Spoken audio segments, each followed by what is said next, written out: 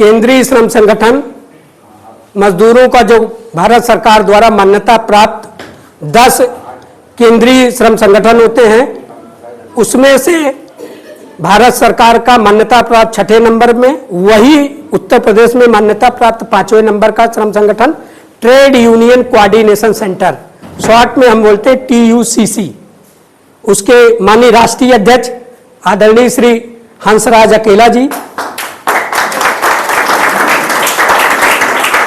DOC CAC जो ललकी साइकिलिया आप लोग पाए हो, लेबर डिपार्टमेंट जो आपके यहाँ 2 किलोमीटर आगे है, उसी के सेंट्रल एडवाइजरी कमेटी के मेंबर।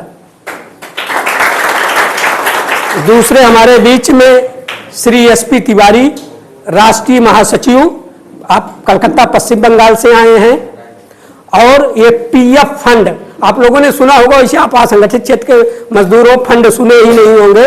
PF फंड एक होता है कर्मचारियों का, PF करता है, फंड करता है, उसके CBT सेंट्रल ट्रस्टी मेंबर्स माननीय SP तिवारी जी हैं, जो भारत सरकार के मेंबर हैं।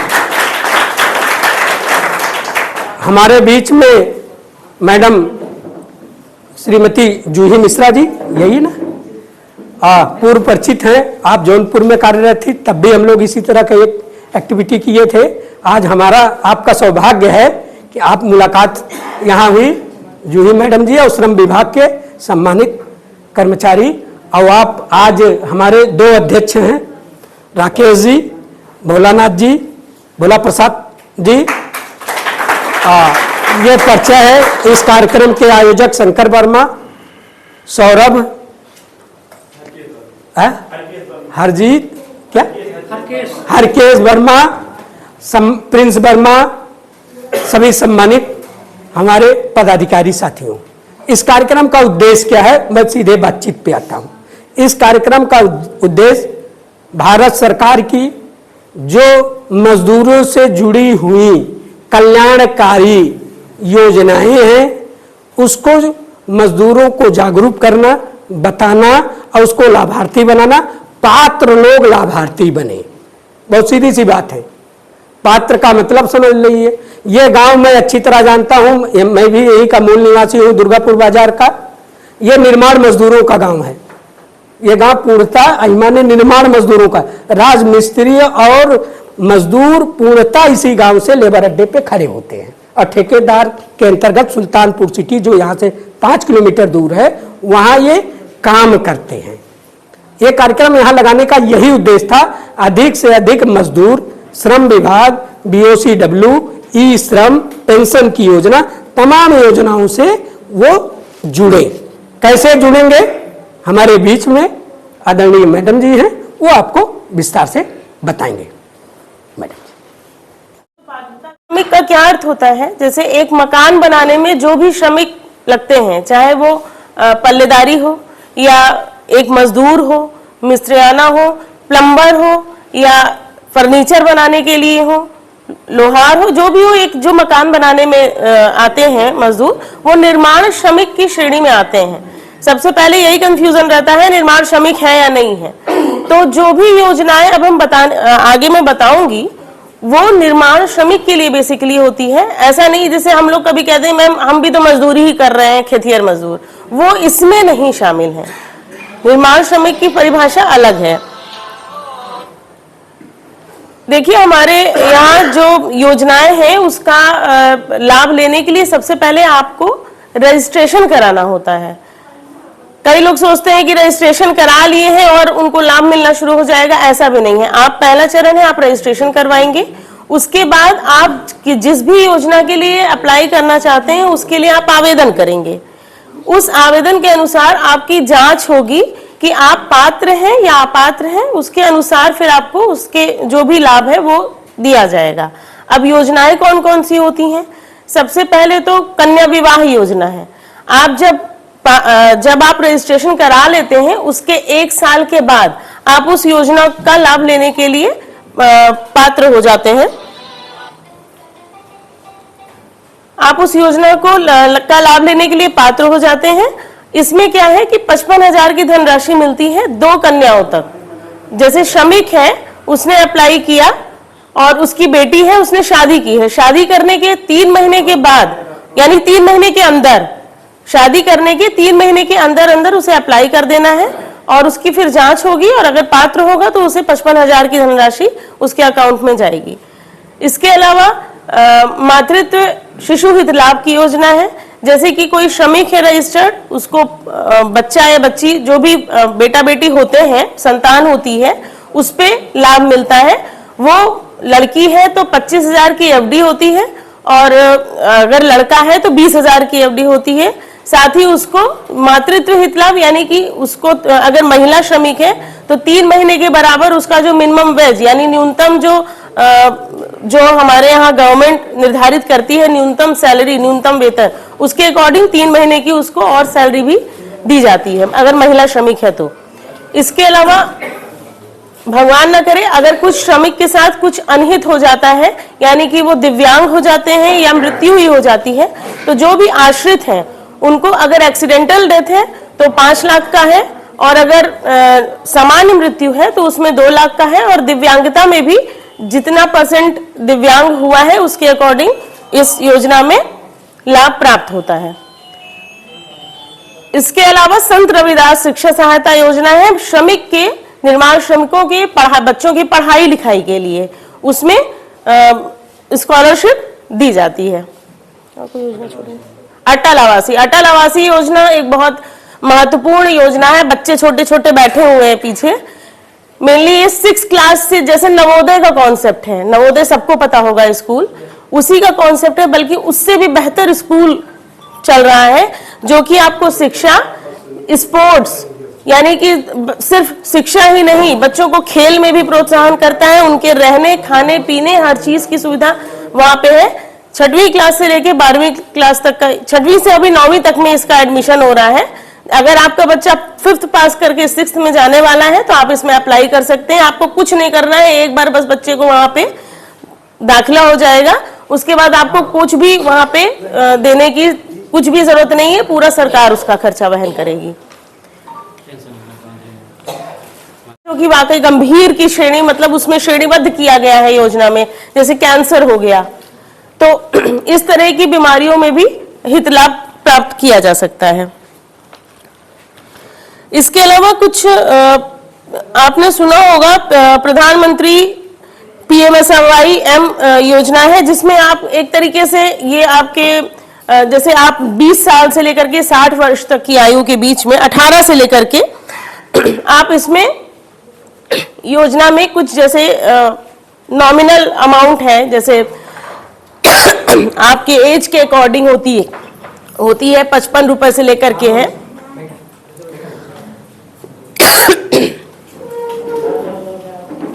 हर महीने आपको कंट्रीब्यूट करना होगा उसमें हर महीने, और जब आप रिटायरमेंट की एज यानी 60 साल जिसे कहा जाता है, उसके बाद आपको 3,000 रुपए पर महीना इसमें से मिलेगा।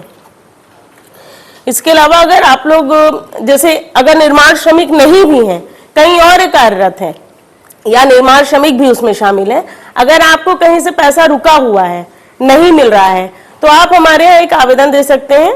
उसमें ऑफिसर फिलहाल जो हम ही हैं हम ही जाएंगे वहां पे और उसकी जांच होती है और उस पे फिर आप लोगों को पैसा दिलाने का कार्य किया जाता है। या जो सहायक क्षमायुक्त कार्यालय है वहां पे ALC सर बैठते हैं, सहायक क्षमायुक्त, उनसे भी आप जाके मिल सकते हैं, या कार्यालय में आप किसी को भी अगर एप्लीकेशन देंगे तो उस पर कार्यवाही की जाएगी, पैसा दिलाने का काम होगा। या जो भी चीजें कानून में है, अगर उससे अगेंस्ट में जाके कोई भी सेवा आयोजक आपके साथ कुछ भी कर रहा है, जैसे छुट्टी ना देना जो संगठित में होते हैं तो उस पे भी कार्यवाही की जाएगी।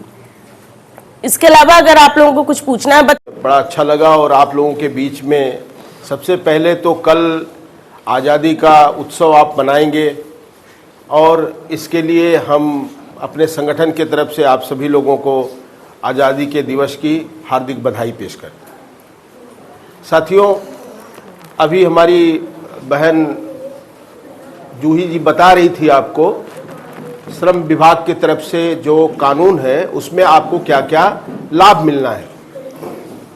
देखिए, इसमें जब आपका पंजीयन होता है तो 20 रुपया लगता है, मात्र 1 साल के लिए 20 रुपया लगता है और हर साल 20 रुपया जमा करना पड़ता है। और ये जमा करने के बाद आपको बहुत सारी सुविधाएं मिलती हैं। क्या क्या सुविधाएं मिलती हैं? आपके बच्चे के शिक्षा के लिए तो सारा व्यवस्था सरकार की है ही। आपकी कन्या के विवाह के समय आपको उसका मानदेय मिलता है या जो भी निर्धारित मूल्य है वो मिलता है। आपके कोई घर में दुर्घटना घट जाती है तो उसके लिए उस परिवार को सहायता राशि मिलती है। इस तरह की बहुत सारी योजनाएं हैं, 7-8 योजनाएं हैं जिनका लाभ आपको मिलता है। तो इस छोटी मीटिंग में सब चीज आपको समझ नहीं आएगी। यहाँ एक पर्चा है सरकार की तरफ से, वो पर्ची ले जाइएगा और घर में अपने पढ़ लीजिएगा या अपने बच्चों से पढ़वाइएगा।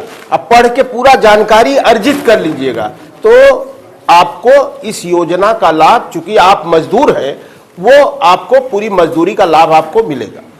अब आप कौन कौन से मजदूर इस योजना में आते हैं तो थोड़ा जूही बहन ने बताया आपको, हम भी थोड़ा आपको बता देते हैं कि जैसे मान लीजिए कि ये घर बना है तो ये घर बनाने में कौन कौन लोग शामिल रहे। पहले इसमें ईंटा गारा देने वाला है, राज मिस्त्री है, लेबर है, जो सीमेंट बालू ढो के ले आ रहा है वो है, उसके बाद प्लम्बर है जो इसमें पानी वानी का करेगा, इलेक्ट्रिक मिस्त्री है जो पंखा लगाएगा, काठ मिस्त्री है जो ये दरवाजा जंगला बनाएगा, ग्रिल मिस्त्री है जो ग्रिल बना के देगा। यानी इस भवन के निर्माण में जितने लोग लगे हैं वो सब लोग निर्माण मजदूर। अब आप सोचेंगे खाली इस भवन का, नहीं, सरकार का पुल बन रहा है, सरकार का अस्पताल बन रहा है, सरकार का कोई और कल्याण केंद्र बन रहा है, रोड बन रहा है, रेलवे का ट्रैक बन रहा है, जितना भी निर्माण से संबंधित काम में लगे हैं आप मजदूर, वो सब लोग इस योजना के पात्र हैं। आपको ये बेनिफिट मिलेगा। अब ये सारे लोग पात्र हो गए। देना क्या है? 20 रुपया पंजीयन के लिए देना है और साल में हर साल जैसे भाई आप सिंचाई मालगुजारी जो किसान है वो देते हैं तो मालगुजारी जैसे साल में देते हैं उसी तरह से ये भी इस योजना का लाभ लेने के लिए साल में 20 रुपया देना है। अब आप सोचेंगे देना कहां है, ये भी एक प्रश्न है, कहां दें हम? तो उसके लिए ही हम आए हैं।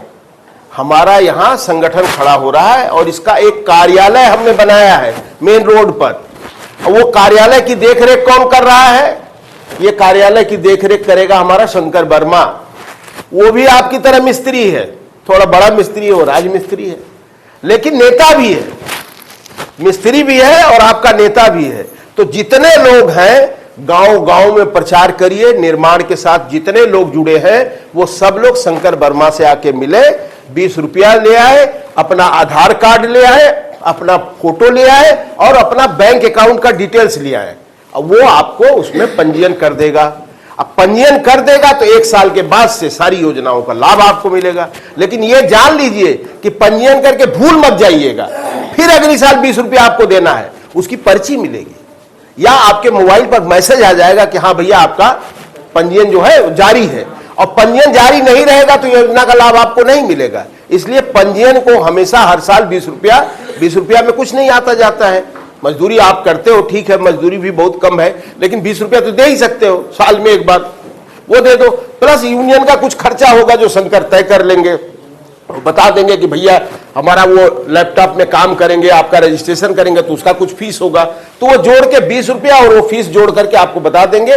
वो पैसा दे करके आप रजिस्ट्रेशन करवा लीजिए ताकि ये जितनी भी ये 6 योजनाएं आपके सामने हैं, ये 6 योजनाओं का लाभ आपको मिले। और ये जानकारी हम आपको आज आजादी के पूर्व संध्या पर देने के लिए आए।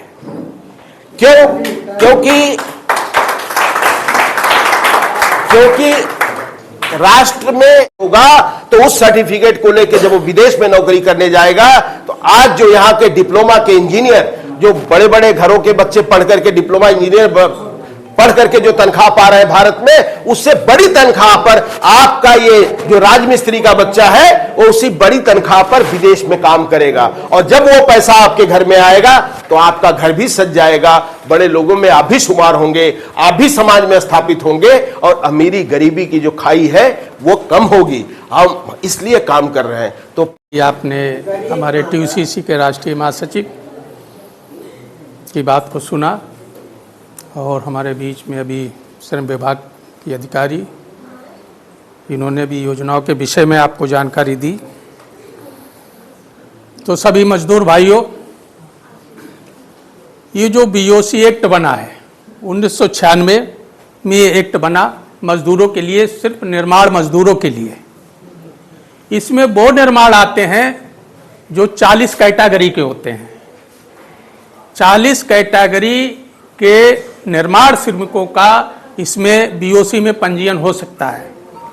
अब 40 कौन सी कैटेगरी हैं, या तो इसमें होंगी, इसमें हैं, इसमें देख लीजिए, ये लोग अपना रजिस्ट्रेशन करा सकते हैं। आजकल CSC से भी हो रहा है, और हमारा कार्यालय भी यहाँ खुल गया है। तो मैं आपको बता दूं कि निर्माण जो मजदूर है उसको अपने कानून की कोई जानकारी नहीं होती है।